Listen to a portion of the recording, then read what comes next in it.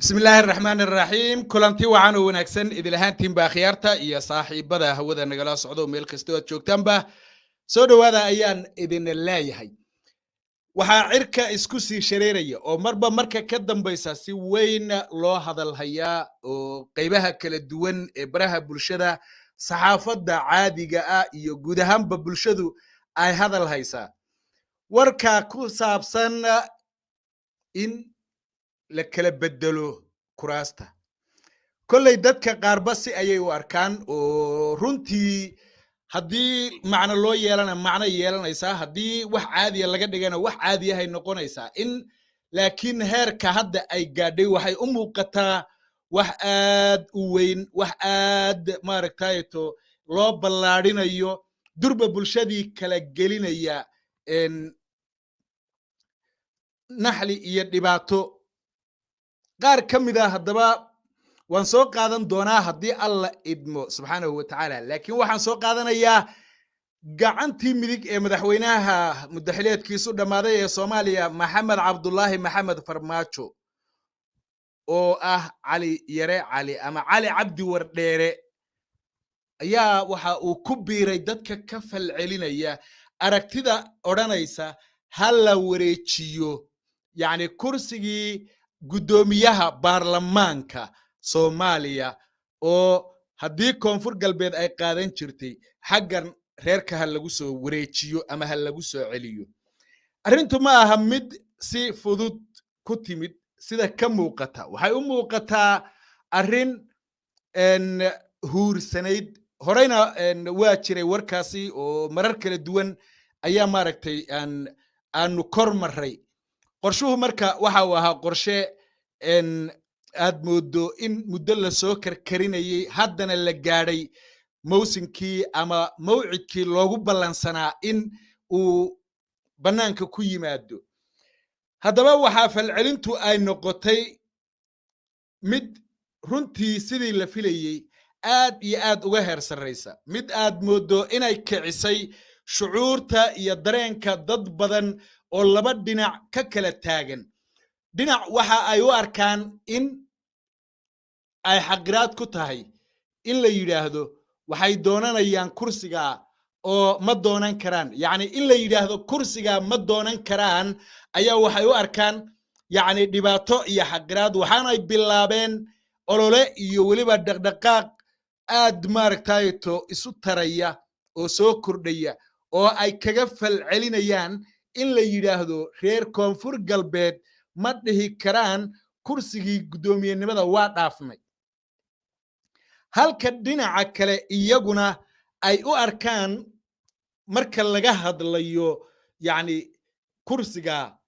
in lagu soo hadal qaadaba inaanay maaragtayto meesha ku jirin waxaa moodaa marka qorshahani inuu yahay qorshe durba dadkii kala qaybiyey siyaasaddii laga lahaa iyo danta ama ujeeddadii laga lahaana laga gaadhay oo durba noqday qorshe hirgalay gaadhayna meeshii la rabay iyo ugu yaraan meel ku dhow qorshaha ama ujeeddada laga lahaa ciddii doontaba ha soo alifto ciddii dooniba ha keento ama villa Soomaaliya ha soo abaabusho ama madaxweyne farmaajo iskii ha u soo abaabulo ama Fahad Yaasin ha keeno ama aniguba aan keene qofkii yacni soo abaabulay waxaa bulshadii uu ku dhex tuuray wax durba saamayn yeeshay oo ay noqotay in la yidhaahdo xagga reer hebel iyo kanba ma qaadan karno iyo waa qaadan karnaa iyo seena loo dhihi karaa ma qaadan kartaan iyo kuwa seena loogu soo hadal qaadi karaa haddaba xubnaha ka falceliyey wuxuu waa siyaasadduna saaxiib joogta ah ma laha siyaasaddu ma aha mid yacni mar walba la isugu gacan laalaadiyo amaba mar walba gacanta la iskuma haysto siyaasaddu waa interest siyaasaddu waa dan iyo ujeeddo iyo kala xaadhasho labadani mas-uul waa maxamed cabdulaahi farmaajo iyo cali yare cabdi wardheere oo ku magac dheer cali yare cali waxaan filayaa inay ahaayeen labada qof ee ugu saaxiibsan inta aan ka war helay ama aan ogahay siyaasadda Soomaaliya inkastoo aan dhawaan isku bartay intii xaaladdu ay taagnayd siyaasadaha ololaha doorashada lagu jiray aan si fiican u bartay heerka ay isla gaadheen dabagalna aan ku sameeyey oo aan muddo maaragtayto raad raacay waxaa ii soo baxday inay yihiin labada qof ee Soomaalida ah ee say doonaanba ha ku saaxiibaan waxay doonaanba ha ku heshiiyaan laakiin muddadii ugu dheerayd siyaasadda gacmaha isku haystay weliba Cali Yare Cali ahaa qof mar walba muujiya dareenkiisa iyo aragtida uu aaminsan yahay iyo go'aanka uu ka qaadanayo marxaladda markaa taagan waxa aan arkayay in wax kaste oo uu yacni farmaajo ku qanci karo ama uu jecel yahay inuu Cali Yare ahaa qofka u taagan ka dhabaynteeda iyo hirgelinteeda in uu ahaa qofka ugu adag ee difaaca iyo weliba ilaalinta wax ka sheega farmaajo inuu ahaa qofka ugu horeeya oo qof kaste oo Soomaaliya oo si u mucaarada inuu isagu ahaa qofka ugu horeeya ee jawaabta uu markaa isleeyahay waa mudan yahay siiya in uu hadda ahaa maalmihii la soo dhaafay ama saacada ka horba inuu qorayay mar kale iyo farmaajo yani madaxweynaha Soomaaliya oo uu si dhab ah yani maarta mar walba u muujinay in kasta oo ay jirto waqcad siyaasadeed oo uu la kulmay Cali Yare oo kaga timid dhinaca xaafadda sidoo kalena uu ku guul daraystay in uu ka qayb galo tartankii kursiga baarlamaanka ee uu u tartamayay oo sifahay dooniba ha ku timaade ee uu ka haray oo loo ogolaan inuu Muqdisho ka baxay waxa weeyaan haddana dareenkiisu ilaa iyo xad waxa uu ahaa inkastoo isbedel imaan karo oo uu wax qarsan karo oo uu iscelin karo sababtoo ah saaxiibkaagi shalay haddii maanta interestkaaga aad ka weydo durba lama banneeyo sida maaragtay yani gobonnimadu ay tahay marka waa la dhihi karaa Cali Yare waxbaa ku jiray ama maaragtay ciniq baa gashay amaba sidii uu doonayay markuu waayey tallaabadiisii ayuu dib u dhigay waa la dhihi karaa laakiin ilaa iyo xad waxa uu muujinayay isaga oo xitaa looga guulaystay aan kursigii ka tartamin hagarna ka tirsanayay villa Soomaaliya haddana inuu ku sii indhacada oo uu taageeraya haddaba meesha la isku galay halka ay sartu ka quruntay halka lagu kala baxay ama lagu kala booday waa halkan waa reer hebel kursigaasi ayay u tartamayaan iyo uma tartami karaan waa halka lagu kala booday Cali Yare isaga oo doodiisa ka dhiibanaya goob maaragtayto mid ka mid ah fagaarayaasha baraha bulshada ayaa isaga oo ka dhiibanaya aragtidiisa waxa uu soo koobay nuxurka aragtidiisa iyo waxa uu ka aaminsan yahay waxaanu soo qoray qoraalkan aydan wada aragtaan oo ah qofkii ka fekeraya ama ka fekeraba yani ka fekeraya maaha siiqada ya hab qoraalku waa kala laba naxwaha af Soomaaliga qofkii ka fekera isku daya mustaqbalka xitaa ma aha hadda ma aha xataa mustaqbalka qofkii ka fekera in hawiye gudoomiye baarlamaan yani qofkii ka fekera saytaan u akhrinayna qofkii ka fekera waa mustaqbalkaba qofkii ka fekera hawiye gudoomiye baarlamaan hal laga dhigo waa qof isaga oo soo jeeda riyooday yani wax suuragal ah ama la qaadan karo ma aha sidaas daradeed in laga fekero ayaaban meesha ku jirin oo khalad ah marka la yiraahdo Soomaalidu xoogaa kala sareyn baa yaa jirta waa sidan oo kale weeyaan yani waa erayada muujinaya Cali Yare waa siyaasi waa nin mustaqbal kale siyaasadda iyo hogaaminta waa nin maartay dhalinyaro ah oo fursad haysta waa nin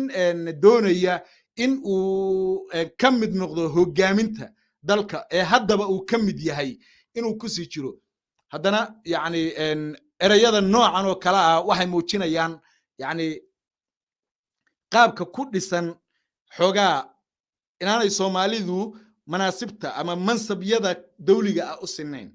Soomaalinimada waa laga siman yahay maxaan ku yiraahdaa wax badan oo laga siman yahay waa jirtaa beela Soomaaliyeed oo aanay jirin wax lagu faquuqay ayaa la faquuqay kuwa 4.5 loo bixiyay kuwa magacyo kale loo bixiyay kuwii magacyada bixinaya kuwa ayaa iyaguna sii kala sarreeya oo kuwa iyaga ka mid hoos u dhigaya qolana ay kor joogtaa qoraal hadayto aan maartay isagana warbixintan tii ka horeysay aan ku soo qaatay ayaa iyaduna maartay sidaa u dhignayd marka waxaan u soo qaatay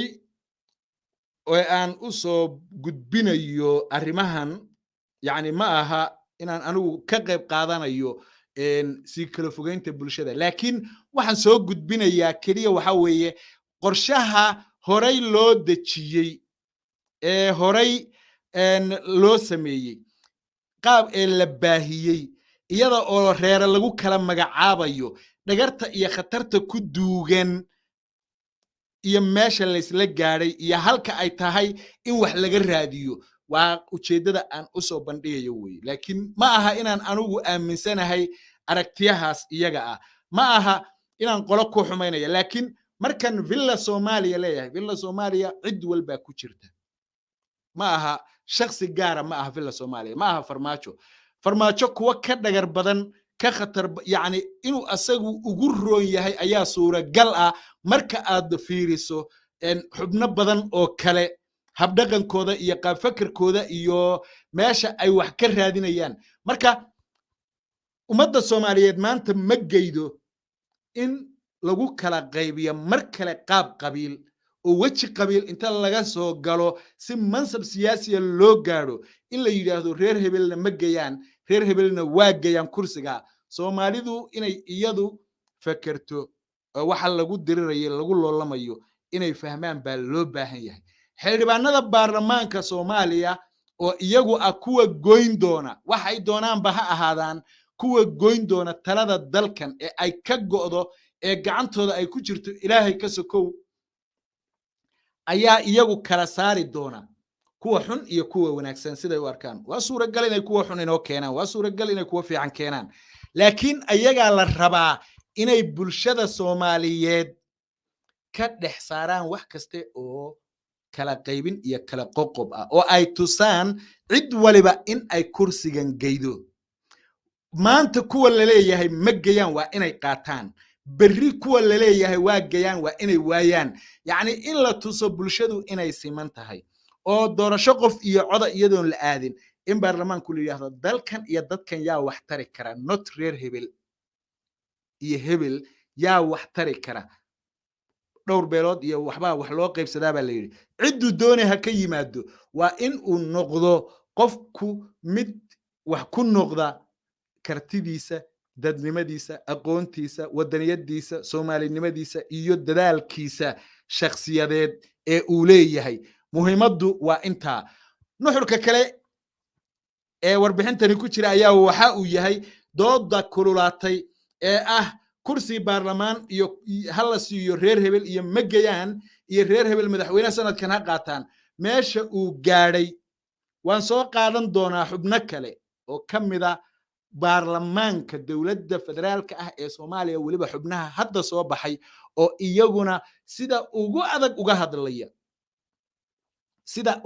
hadlaya marka ma aha dayal ma aha wax maaragtay to fudud ma aha wax sakhiran heerka inay gaadho oo Cali Yare oo gacanta midig ee Maxamed Cabdullaahi Farmaajo aha uu yiraahdo in lagu fakaraaba dambi yani hawiyaha qaato kursi baarlamaan in laga fakaraa gaf ama khalad in uu yiraahdo yani waxay ku tusinaysaa meesha la isla gaaray iyo halka la joogo waa wixii iigu horeeyay ee aan arko ee Cali Yare uu kaga hor yimaado Maxamed Cabdullaahi Farmaajo waxaan dhahayaa saaxiibkiisii hore madaxweynihii Soomaaliya Maxamed Cabdullaahi Farmaajo khiyaarta iyo saaxiibada hawada nagala socdo taliya intaan isugu imaanayno wararka iyo warbixinada iyo waliba qodob kale oo la xiriira isla qodobkan waa Galad Xasan oo daaha gadaashiisa idin kala hadlayay oo idin le fi amaanillah